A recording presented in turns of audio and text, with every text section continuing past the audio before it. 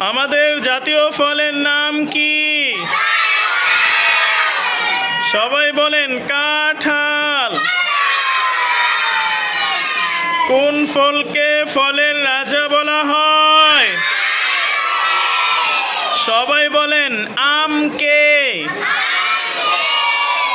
কোন কোন ফলে প্রচুর ভিটামিন সি পাওয়া যায়?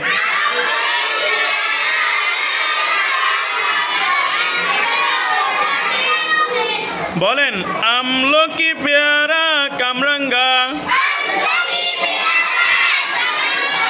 আমড়া ও টমেটো। আমলকি, পেয়ারা, কামরাঙ্গা। আমড়া ও টমেটো। আমলকি, পেয়ারা, কামরাঙ্গা। আমরা